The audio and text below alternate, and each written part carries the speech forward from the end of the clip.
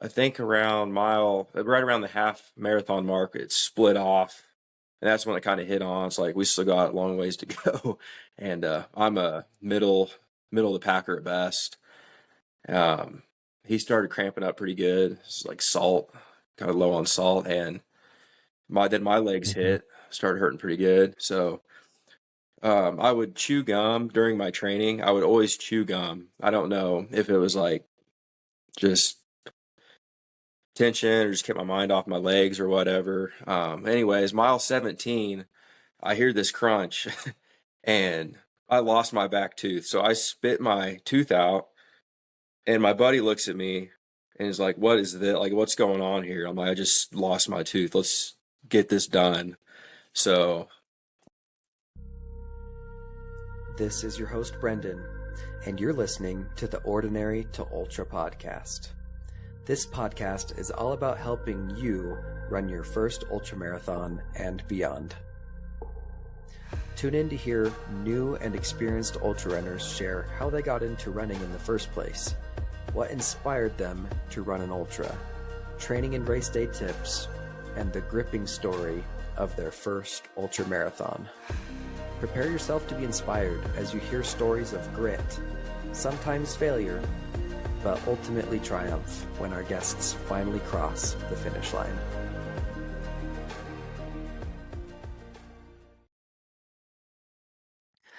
What's up, Eric? Thanks so much for being here today, dude. We're super excited to hear about you and your journey to your first 50K ultramarathon, man. that's awesome. Thanks for having me. I'm stoked to be here. For sure, dude. Eric, before we get into things, would you mind introducing yourself just briefly? Like, yeah, your name, how old you are, where you're from, what your family looks like, stuff like that. Yeah, my name's Eric. I'm 34 years old. I live right around an hour south of Kansas City. Really small town, like 900 people, I think. I'm from an even smaller town, around 300, so I've kind of migrated up, moving up. Um, I have a 3-year-old son and a 1-year-old daughter, and my wife is in the other room with them right now, so they're going down for a nap. Awesome. A nap? Yeah, Is it not bedtime right now? Yeah, it is bedtime. They're going Bedtime, down for bedtime. Okay, bedtime. cool. They skip nap time sometimes. They're getting rowdy. Late nap, dude. Oh, yeah. Yeah. Yeah, we're in the awkward phase for any listeners that have kids. There's like that phase where your kids are like they're like growing out of the naps, but they're not like quite done with the naps. It's absolutely terrible. Oh yeah. If there's something going on, especially our son, Yeah. he'll power through and not sleep. Too much going on. Too busy. Yeah.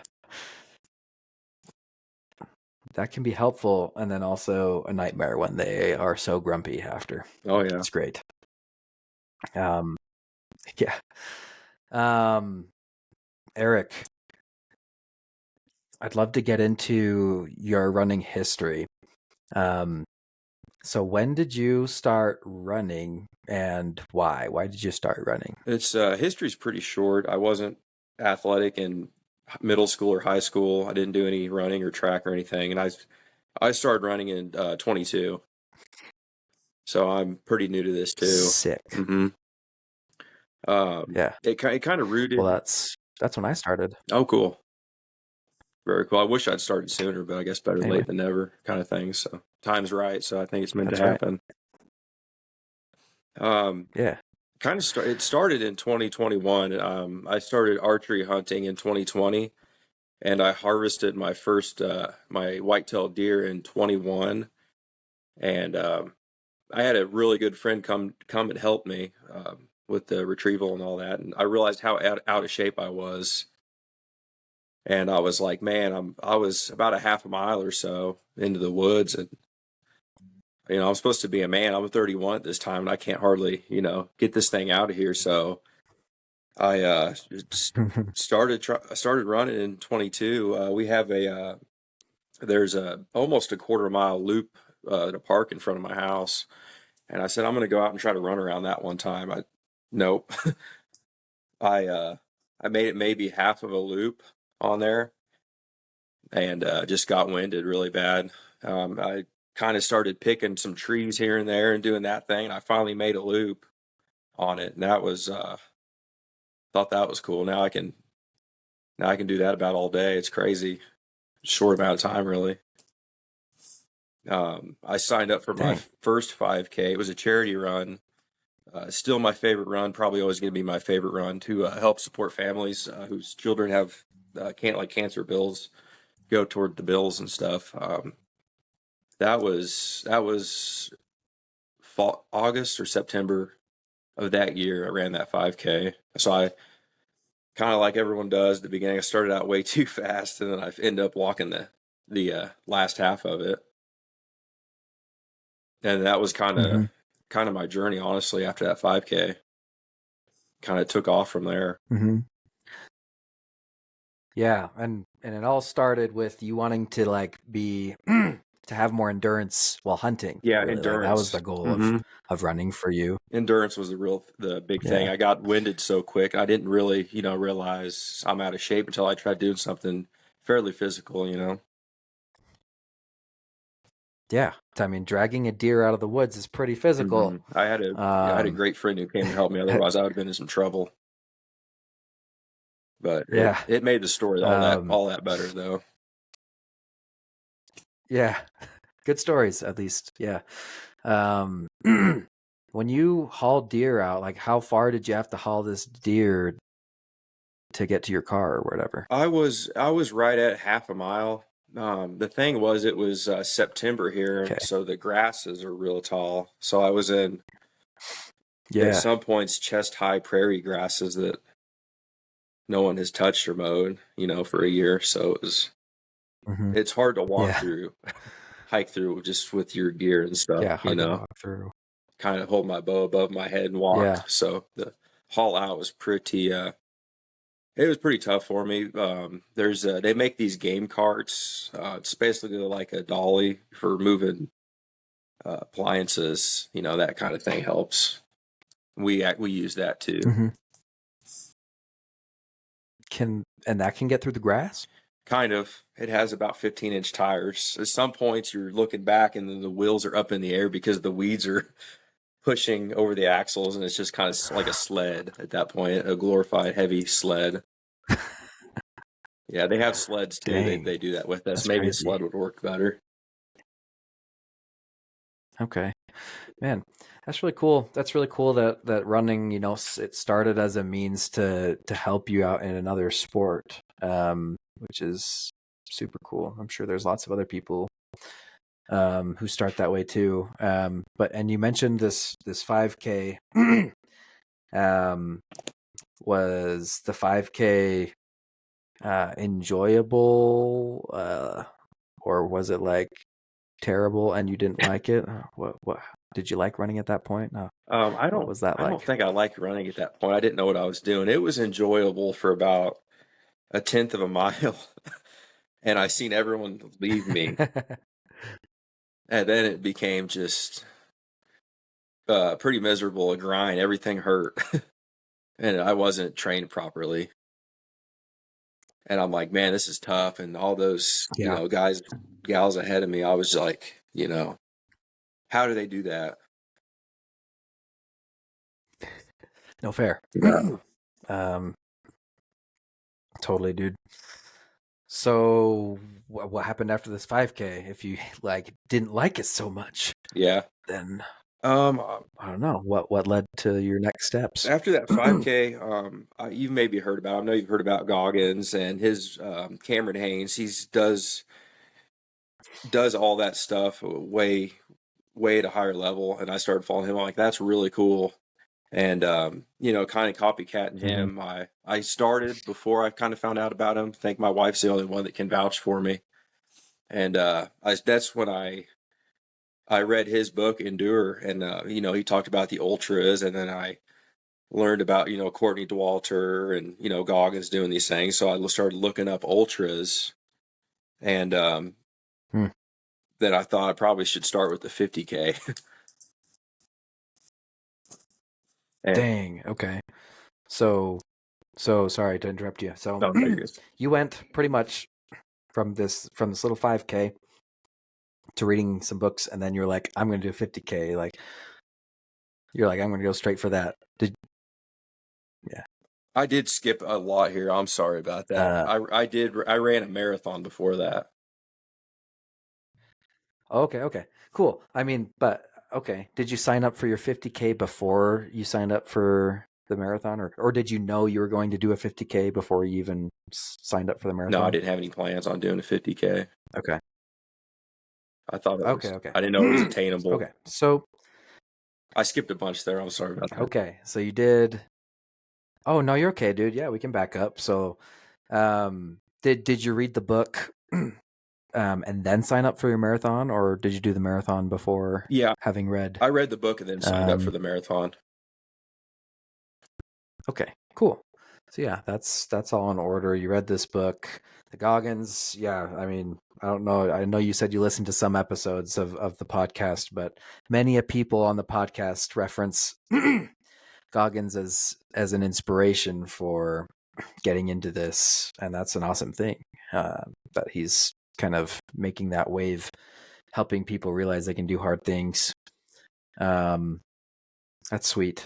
So you signed up after reading this book for a marathon, without even ultras in your mind, really. At that point, you're aware of them, but you're like, I'm going to do a marathon first. Yeah. Okay. So did you do any smaller races that led up to this marathon, or did you pretty much just get training for the marathon? I did. The marathon was October of last year, so I had all summer. I started with the local. It was very close to our place. It was a 15-mile trail run. So I done that and completed it. And then it was about 4 weeks later, I done a 20-mile trail race. And then after that, then I went to the marathon that fall. So I did hit 2 trail runs, pretty big ones before then. So I was kind of creeping up on that 26 miles. Yeah. So those were great training runs pretty much for that marathon. And let's see, you said you did a half and then a 20 miler and then the marathon. Yep. Correct? Yep. And what was the timing of those again? So you had half marathon and then when was the 20 miler? And then when I did when was the marathon? it was a 15 miler, and that was, I think I was a little bit over 3 hours on that. I think I was 3 hours and 10 minutes or so. I know I came in 10th place. Nice. I came in Good 10th job. place. I wasn't looking at my time super close then. I was just trying to get there to the finish line. Well, good for you. Thank you. High five. Thank you. Yeah. That was what month, and then when were your other races? That was June. So that was June. Did that 15 miler, I came in 10th. Then the next month, July, I did a 20 miler and I came in 5th place on that one. Okay. Jeez. Okay. And that was a crazy run. 3 miles into it, I didn't know anything about like gaiters or anything. And I seen people wearing them, and I ended up with a rock in my shoe. And I probably should have stopped, but I ended up going about 17 miles with the rock hindering my right shoe.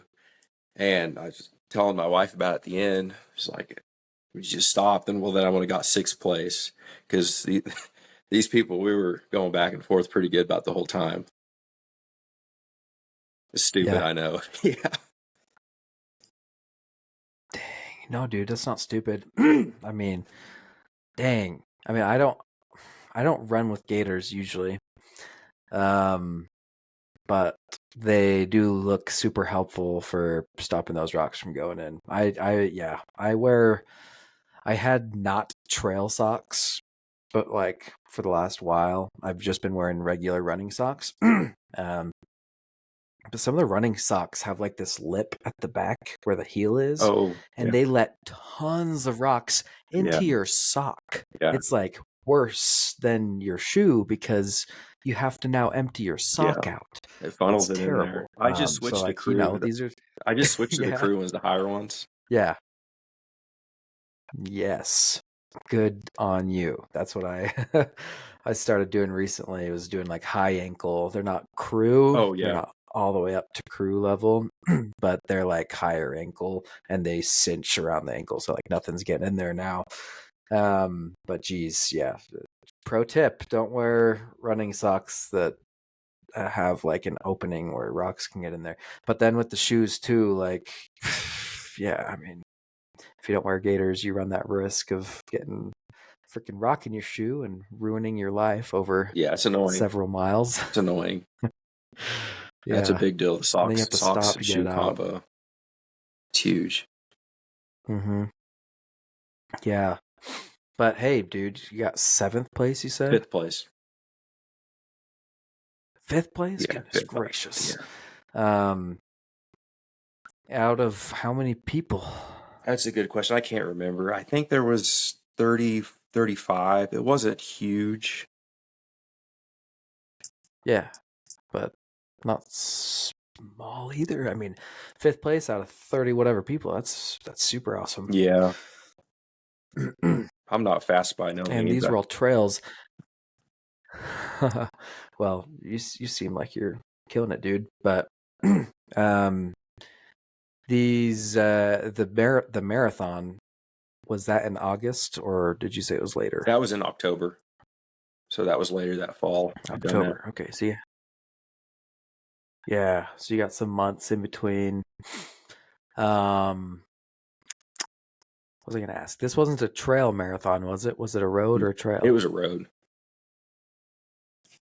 Road. Yep. Okay. Yeah. Okay. So this marathon, what was training looking like for the marathon leading up to it? So, I mean, you did the 20-miler in July, but then you had quite a gap there between October, right? So do you remember how many miles you're putting in every week, and were you like, yeah, what did training look like, and did you have a goal for the marathon? Training, it was super tough because we had our daughter and she was, very young at this age. And it was a crazy year for us. My wife had surgery, and then after surgery, we went up the next day. I think she became dehydrated. She was all and well, but it was super hard doing the training and stuff with than my son too, because I stayed really close to home, kind Yeah. of referencing that quarter-mile loop across from my house. I remember one night I came because I worked. I'm on day shift now, but I worked on the evening, so I would get home at 11 o'clock, and when they were sleeping, that's when I would run. That was the majority of all my running was at nighttime, and so we went to the after her surgery. She had to get an IV. She got rehydrated and all that, and all was well. But we came home, and I don't know what it was, probably around 7, 8, 9 miles or so. I wanted to get in that night, so I came home and I was doing loops across the street here, staying close. She texted me and said, "Hey, I need your help, with the baby, change her." So I came home, got her changed, taken care of. And at this point, I was outside of my house doing laps around the house saying, "I'm outside the house now. If you need me, text me or call me." So I was just doing circles around the house at midnight, one in the morning. I don't know what, it was crazy. And just stuff like that. It's crazy where you got to slip in the miles for me, like when I could, and with balancing the family too and a job. And I was around 20, Jeez, 25 man. miles a week or so, maybe. Okay. Man, you're a good husband. Thanks. High five. I appreciate that. Thank you. Yeah, man, that's super solid that you were there for her. And it's hard, because you've got this goal and you don't want to let it go. But you have these competing priorities, and that's really hard. Yeah, I feel that. I've got my family, and I'm running my first ultramarathon probably the week after my son is going to be born, Oh, which is ridiculous. when's this? I didn't plan that. I didn't plan that out. Yeah, it's going to be in August. Oh, sweet. August 17th is the ultra, Okay. but baby's due a week before that. So yeah, we're just gonna make it happen. That's We'll awesome. have some Yeah. family helping out, and we'll be good. Yeah. Anyway, so I get it. Like, it's really hard Will that be your, balancing that, but good for you for being there. yeah, it'll be your Oh, first sorry. kid, or What were you saying? do you have any other kids, or? Oh, thanks for asking. Yeah. This is my second kid. So we've got a daughter that's 2.5, Okay. and this will be our first son. Okay. This will be our second kid. Awesome. Okay. Very cool. Well, it'll be really cool Yeah, photos dude. at the end. You got a Yeah, newborn, and you could, that's awesome. Good memories. It makes them better. Makes those runs better, I think. that's true. That's right. That's right. So good for you. Were you like super sick of it after running loops around your house, man? That would be the worst. Oh yeah, it was bad. It was bad. I'm not even going to mention the motion sensors going off, and then it was just crazy. But I usually stick to my number pretty good. If I say, hey, I'm going to go out and get 7, 8 miles, whatever, I usually try my best to get that number. So it don't always happen, but How many miles did you do around your house, dude? oh, I can't even remember. I can't remember. I got 2 texts. I got 3 texts. So I got the initial one. So I got moved closer to the house. I got another Okay. text. And then the third one, I'm like, I better just stay inside at this point. The heart rate was just all over. And yeah, it was wild. I'll never forget that. Yeah. I don't think she probably will either. It was cool. Yeah. So shout out to her. She's super. Thanks. I couldn't do any of this without her. She's my number one support fan. It's awesome. It works out. That's sweet. That's sweet. Super important. Okay, so that's the kind of miles you're putting in 20, 25 miles a week, training for this marathon. And sometimes you had to stick it close to home. So how did the marathon go? You can go into I don't know, decent summary of it.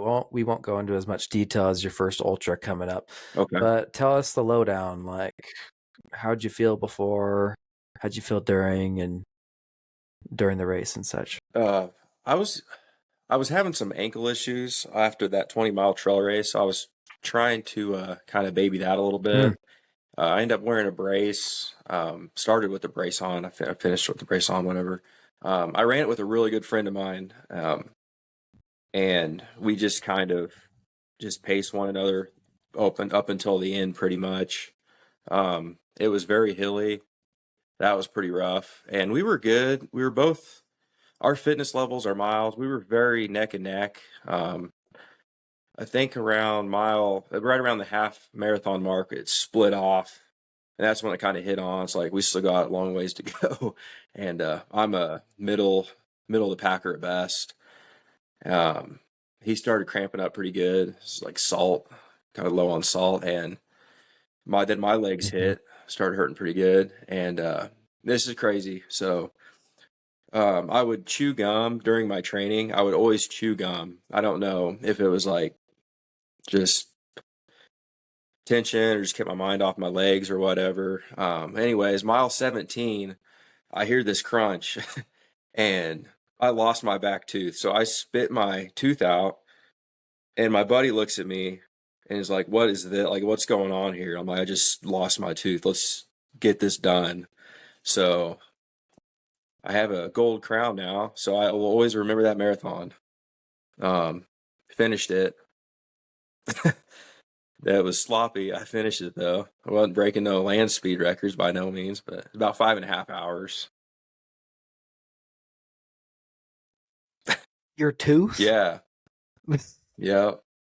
What? I guess I had so many fillings. I didn't know this. I can't remember when I was a kid. I had so many fillings in there. I guess I didn't lose the whole tooth, but the majority of that sucker was fillings and just the gum and the pressure. You know, I never had gum in my mouth that long, and just I was probably grinding my teeth, and just my tooth went a big old, pool of blood, and It was like the only thing I could think was like run faster. Let's just get to the finish line because this is not fun at this point. It's mile 17. Yeah. Goodness. That is nuts, dude. I Not know. only is mile 17 just suck because it's getting late in the miles, but goodness gracious, Yeah. your mouth's all bloody up Yeah. from this, It's so this crazy. tooth that pops out. I'm definitely not going to Boston or anything like that. Dude, that's distracting. It Did was. you like I was stop for a second? You're like, oh my heck. no, we kind of kept going. I don't know what I was thinking at that point. Yeah. I was definitely kind of worried pretty good. I would be. Did you go to the dentist after or like Yeah, get I it went to the refilled? dentist. She just kind of said, "Hey, what happened?" I was like, "Well," kind of told her the story. She's like, "Okay." So I got a gold crown there now, so that'll be there in memory of that marathon. In memory. Yeah, I don't know. It's a sloppy. That's your trophy. So sloppy, yeah. It was cool. The finish was cool. They Uh, made it through. It was something. Won't forget that. yeah, dude. No, that's awesome. Thanks for sharing, man. That's a crazy story, dude. Yeah. Losing your Don't chew gum. filling. I had a cracked filling. Yeah, don't chew gum. I had a cracked filling just like a few months ago, and I went into the dentist and they're like, yeah, you've got a new cavity forming in the good part of your back molar because it cracked and there's like crap getting in there. And I was like, oh, fuck. I hate that. So yeah, fillings die. I wish I could go to younger self and be like, hey, you should brush your teeth better so you don't have to deal with broken fillings later. Yeah, for sure. Less sugar, all that stuff. It's crazy. Don't think about it. You don't think about Yep. it till you're older. No. Dang. Well, good for you for finishing, man. I mean, that's really what it's all about. You finished your first marathon, and like, how'd you feel when you finished? Like, aside from your tooth being weird, how'd you feel? It was good. The whole feelings was just. I was on this. I had that that high going for quite a while. Yeah, I told my wife. She's like, "Hey," I was like, the first thing I told her was I lost my tooth. She's what? It was cool. It was really good. It was a really good time. I felt super stoked. It just that high lasted for days. Good. I'm glad you felt good. Yeah, I ask everyone how they feel when they cross the finish line. Sometimes it's really good. Sometimes it's like, I'm exhausted. I want to go home and not do this ever again. So yeah, it was a good hurt. It was a good hurt. I embraced that. Cool. So you ran this marathon, and I know you ran a 50K. So what led you after that to sign up for this 50K? That was kind of the build up after I, it hit them, 15, 20, then the marathon. I said, my ultimate goal wasn't to do one ultra marathon. And I found one pretty, fairly close to home here. It's a very flat course. It's it was in the Flint Hills of Kansas. It's kind of like a crushed, real fine gravel road, 50K. And I said, I'd probably better do that one. It's, I should do it. So I signed up for it and finished that. That was April 9th. That was crazy. Mm-hmm. So we had your marathon in October, and then we're skipping through winter. And what's winter like in Kansas City? Oh man, it gets or near Kansas City where you are. It gets brutal here. So I kept training and all that, and I usually don't like to let the weather stop me. It got the coldest I was out was 4. I had a picture of it. I had ice, all that stuff hanging. It was 4. And it might have been better, but I was on evenings, so I was doing all this at night. So I kept the training going. Right. And I'd get out of work. I'm walking out, it's sleet or rain, and I was like, well, kind of what's on the schedule today? And 4, 5, 10 miles, whatever. Yeah, it was 4 is the coldest. It gets cold, icy. It get pretty rough here. Yeah. Did you do most of your training? You said there's a trail next to your house, so most of your training was on the trail, or was it most of it on the road? I hit our trail here. Our town is really small. Like I said, there's less than maybe 1,000 people now, but I'll usually loop that, and then I will basically I've got a few routes here in town, and I'll just run the streets. So no traffic. I'm the only one out there. Just I kind of know where the street lights are and every pothole, and that's just kind of been my jam for a long time. I can do that with my eyes closed now. Nice. You're that one weird guy in town that runs. I am, yeah. Why is that guy always running? Since I've been on a different shift into the daylight, I've actually met some people too before there. It's been pretty cool. Run's done quite a bit for me, so. But Good. yeah, I'm surprised the cops never running people. Yeah, I'm surprised the cops never check me out or anything. What's going on here? It's like a crazy man. Crazy man running. Yeah. Yeah, I don't catch many people running the streets where I'm at, but I don't know if that's because they're all on the trail. I don't know. I go through phases where sometimes I'm on the road more than I am the trail. But anyway. Okay, so you're putting in these winter miles and it's cold and it's freaking 4 degrees and you're training at night. Yeah. A lot of the time, which is good for you, dude. It gets cold here too, and it's hard to get out there when it's so cold and your face wants to fall off because of how cold it is. It doesn't snow though. It's just really rainy and icy and windy. I was going to ask about how the winters were over there.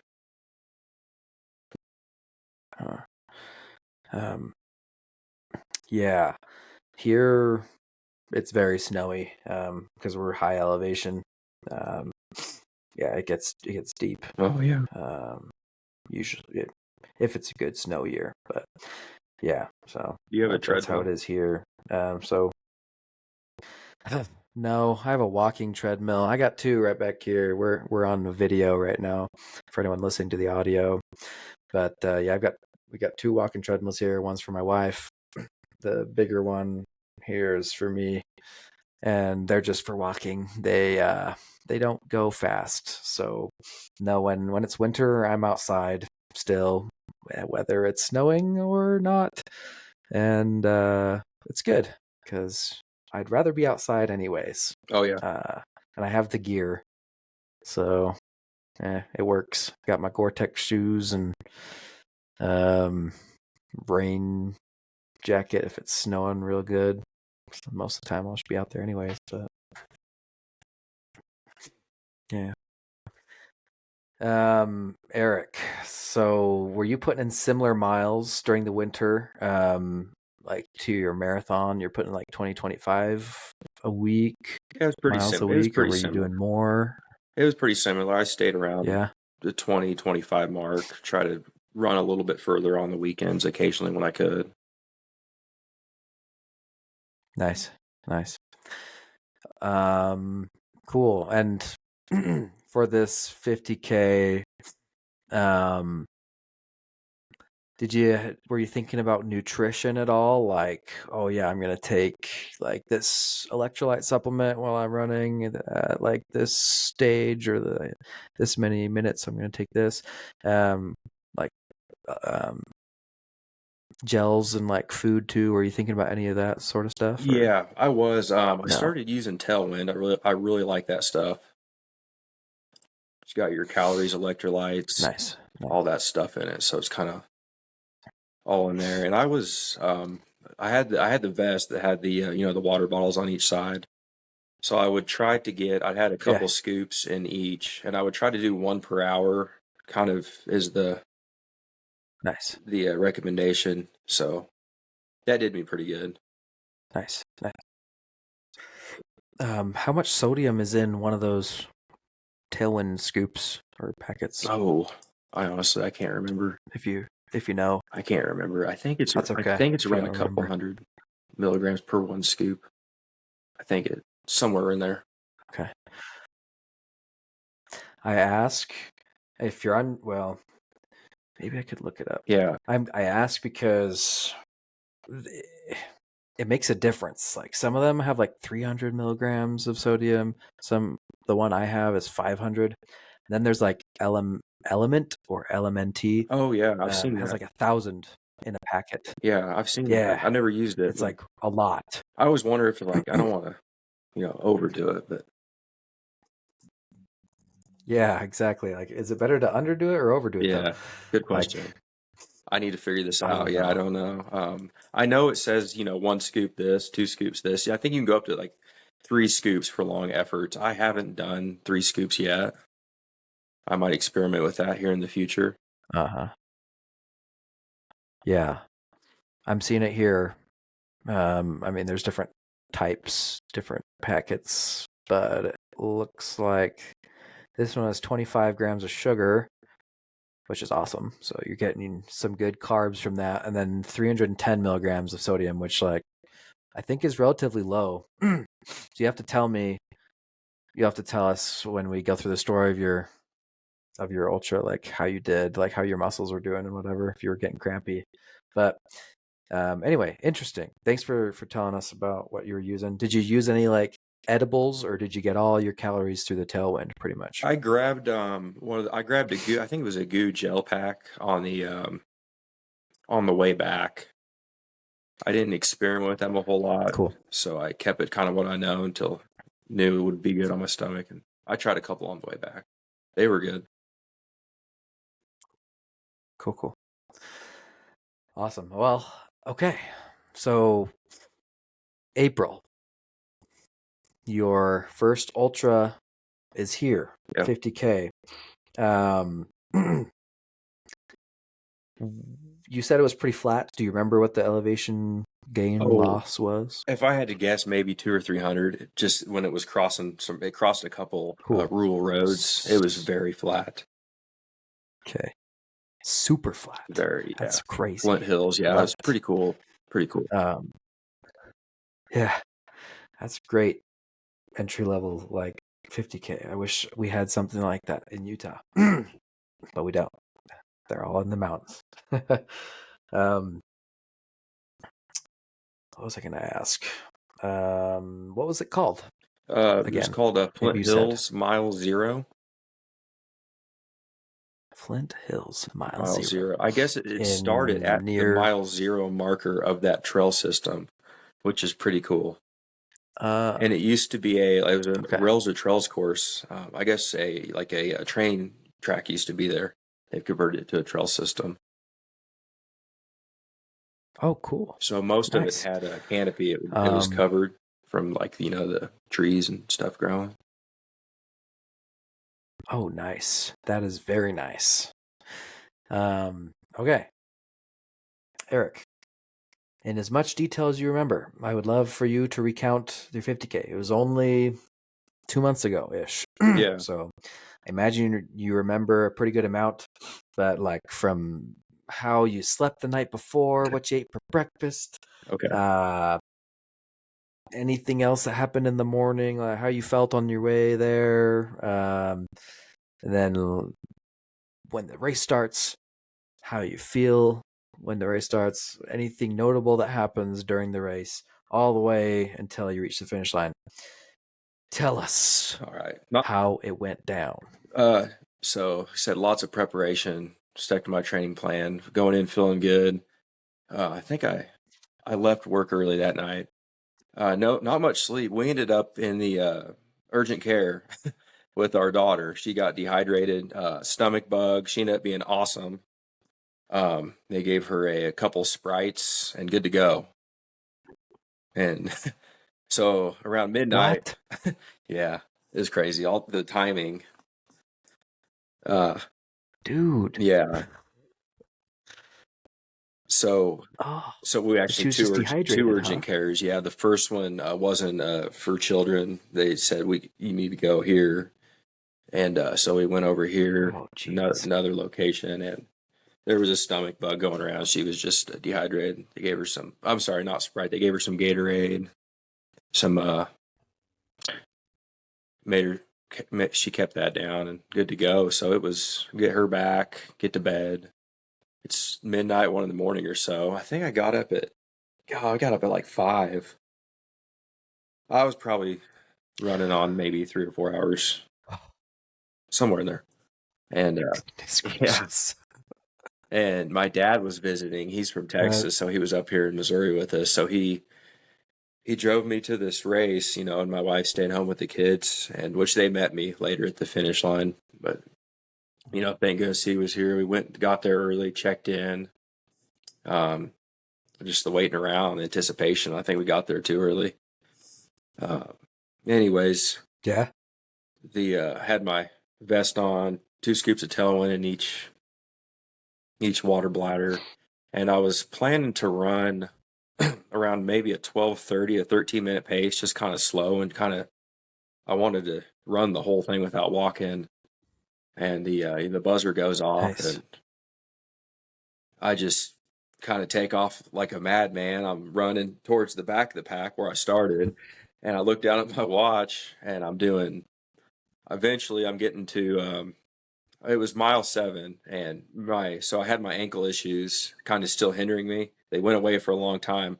I get to mile 7 and my ankle starts in. I didn't have a brace with me or nothing. I was like, oh man, it's gonna be a long time, and I'm only at mile 7. It's hurting. It went away, thank goodness. I probably ran from mile 7 Nice. to 8 or 9, maybe. That it wasn't that long, and it went away, and I was awesome.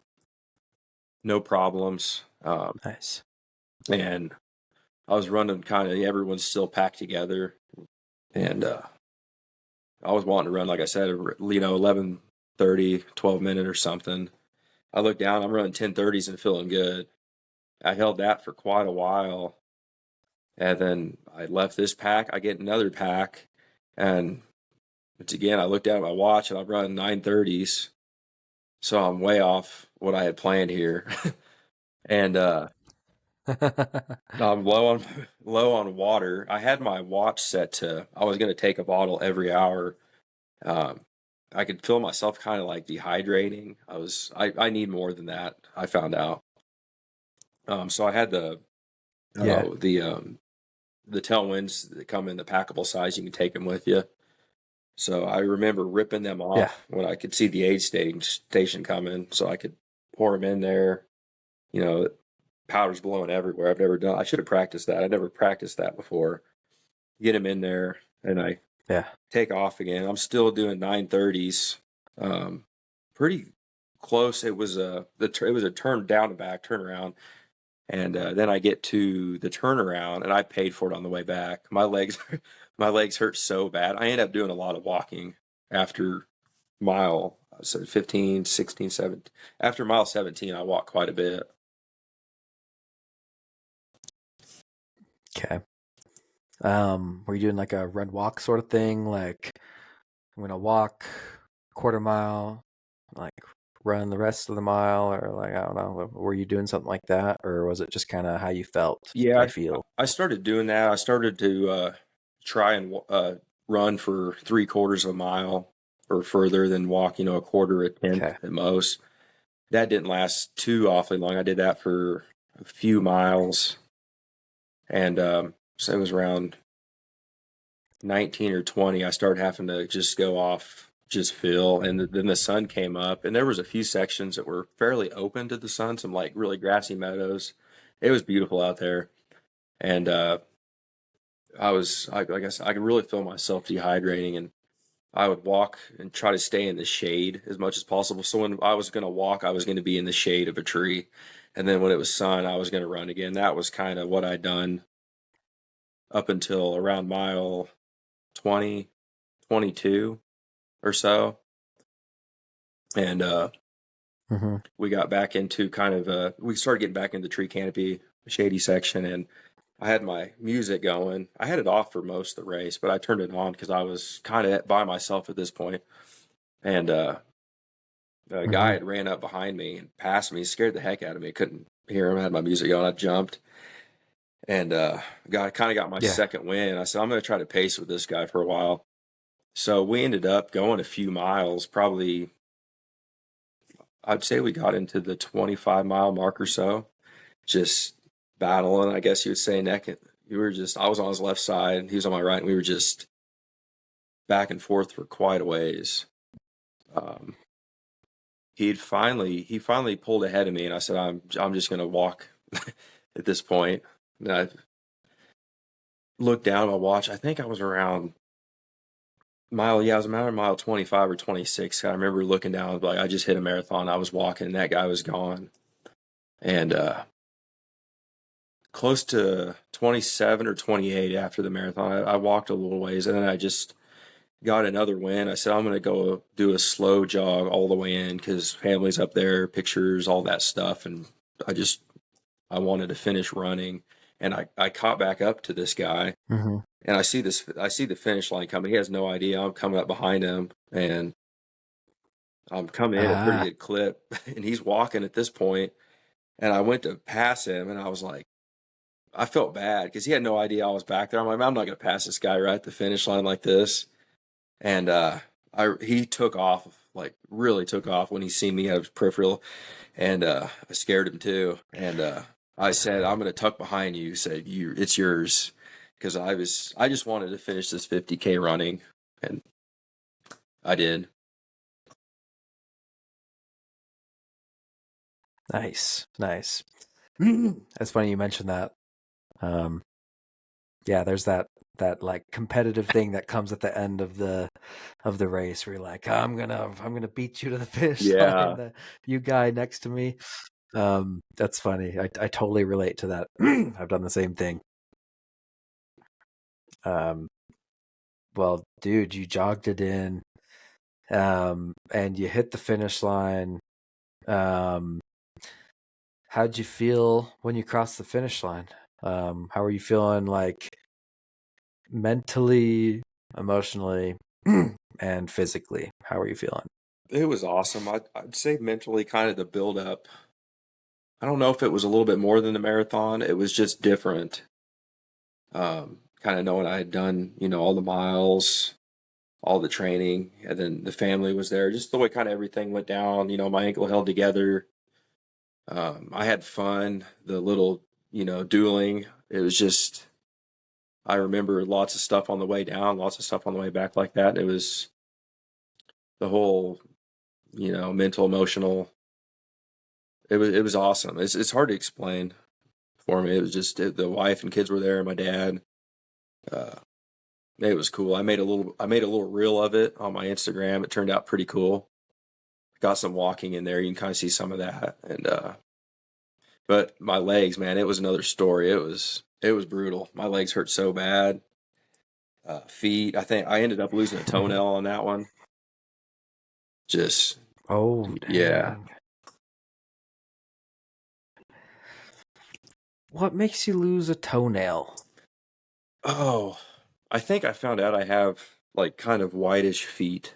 Like they don't look wide. I stepped on one of them Okay. things once in a running store, and they're like, "No, they're normal."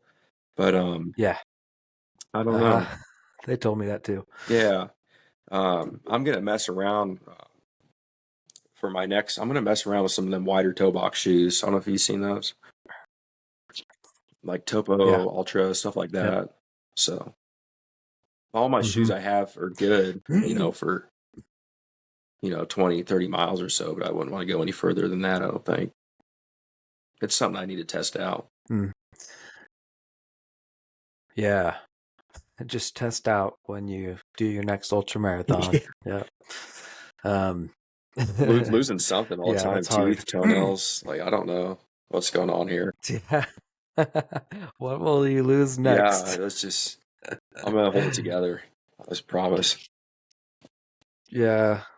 Hopefully it's nothing serious. Lose your hat next Yeah, time. Make it not a body part. that's what I'm gonna do. Yeah. That's sick, man. Congratulations. Thank you. Passing the finish line, finishing strong, jogging in, and I'm glad you felt good mentally and emotionally, and it makes sense to be wrecked after physically after anyways. So man, you did it, and that's sweet. Thank you. You're an ultra marathoner. Yeah, thank you. Ultra marathoner. Yeah, it feels good. Thank you. Yeah. So you finished this 50K. How long until you started running again? Just curious. Did you take some time off? I started the next day. Jeez. Yeah. Look at you. Yeah, I don't know. Probably what I do is probably not the best, so no one listen to me on this. Losing stuff, obviously, I'm not the smartest, so I felt like pretty Lost good, your really. marbles too. What's that? Said lost your marbles too. Yeah. Just kidding. Oh yeah, for sure. Yeah. The next day I went out and I went to I did my little route here very slow. I kind of jog a little bit to see if I could do it. Like maybe like a recovery run. I should have probably stayed on the couch. But I did walking off and on that week and light jogging. And then the next week I kind of went back to normal. I started at about 15 miles and I got back up to my normal around 25 or so within the next 2 or 3 weeks. Yeah. Good for you, dude. Thank you. When I finished my marathon, I didn't run like the entire next week. I think I did some walking, and then I kept my miles very low after that too, because I knew I had some gap between that and my next races. But yeah, for sure. Good for you for like getting the miles back up quick. It does stink to lose the training. Like, Yeah. you worked up to this point, and then if you lose that, I can imagine that would be really rough. I didn't lose much, but I did lose some. I've had to build it back up. Yeah, that's good though. Rest is recovery is super important. I need to work on that. That's my goal. Yeah, it's hard. Yeah, it's hard to have the balance. Like, it's hard to know.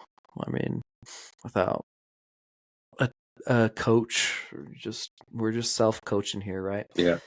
You mentioned you had a training plan, and I forgot to ask you like where you got that. If it was like an internet training plan or you made it yourself, or So for the 50K, I kind of stuck to around my 25. I think I got up to like 30 or so miles. And yeah, probably 80 or 90% slow. I didn't really do any speed work, much of that. yeah. I stuck to that, and I did weight training too. I've taken a little bit of time off that. From Oh, doing that, I nice. developed a bad case of tennis elbow. Got KT tape on there right now. But I would, Oh, I'm still dang. doing leg Ooh. stuff, body weight leg stuff. But yeah, I try to lift 3 days a week now, Okay. and 30 miles a week ish. Nice. For your 50K, did you have a specific training plan that you found, or did you just kind of put that together yourself? Not really. I just kind of put it together myself. Nice, dude. That's sick. I've been doing the same thing so far, and I don't know if that's good or bad. Yeah. I've kind of looked at some 50K training plans, and I kind of just like have that in my head, and I'm like, yeah, I'm going to put in this many miles ish, and I'm going to increase it over time. Yeah. And it's just, I'm mainly winging it based off of smart people. So hopefully that's good enough. Yeah, for sure. Just I'm trying to really pay attention to that 10% rule now. I'm not trying to amp up more than 10 miles week to week because I've done that in the past. Yeah, that's a great rule. Yeah, for sure. Yeah. So, dude, I know you have future goals and plans. what led you to sign up for that 100-miler that you mentioned offline? So back to kind of reading that book again and hearing about all this epic stuff that people can do, if they put some work in. Um, I I found this really cool trail, and so far, like trails are my jam. I love it, and I seen a 50K there, and I was like, I just did that in April, and then I seen a 75 and 100. I'm like, let's just do the 100 and get it done, because I know if I do a 75 miler, I'm going to eventually do the 100. I said, let's just do it and get it done. Trails are really cool looking, really pretty, and I think I have enough time. It's September 7th. So I've been training for that for, I think I kind of mapped it out a little bit as 18 weeks. Probably not enough for a 100 miler, but I'm gonna attempt it, see what happens. Yeah, man. You said you're running like 30 miles right now. Are you gonna build that up even more to a peak of some bigger number? Yeah, I'm gonna try to peak out around 60. I would like to be 100-mile weeks, but I'm not gonna make it there in time. So the my right ankle's awesome now. So I signed up Saturday. My left ankle just started bothering me a little bit. So now I don't really know what's going to happen. I'm kind of going off time now. So I know in 1 hour, I normally go 5 miles. So if I'm going to go, 10 miles, I'll just walk for 2 hours if I have to. So I'd rather go in feeling good than going in high mileage and kind of, borderline injured. So, yep, that's kind of the plan there. I might end up 40 or 50 miles a week, but yeah, okay, solid, dude. Do you know what is happening for sure with your ankle? I'm not sure. My left one's never bothered me until just recently. I don't know. My right one it's fine now. Just too many miles too soon, honestly. I kind of know I've overtrained a little bit. Yeah, maybe. So I've started some on my home workouts. I do like ankle stability stuff now, and a lot of body weight, single leg exercise. That's fairly all new to me, and I wish I'd been doing it longer, especially for the trails. Because I didn't start getting sore till I started doing some trail stuff. So. Well, you're smart. You are one other person who is here to inspire me to do strength training. So thank you for doing it, because everyone that says they do it pushes me a little bit closer to actually doing it. Yeah. So you can do a lot of stuff. No equipment, just body weight. Mine takes 30 minutes. I'm doing it right now like 3 times a week. Super easy. Yeah, man. I know it. I just gotta do it. Yeah. Do it one time, and then it'll be like easier to keep it going, probably. Yeah. Yeah. Hard to find the time. Time's like so. Yeah. Yeah. Exactly. Like we're already training so much. It's like, I just gotta find another 30 minutes to do this part of training. Yeah. It's great.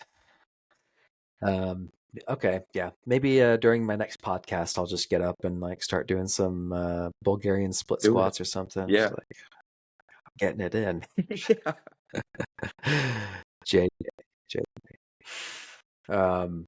That's sick, man. I'm looking forward to hearing how your 100-miler goes in September. That's fantastic. What a jump.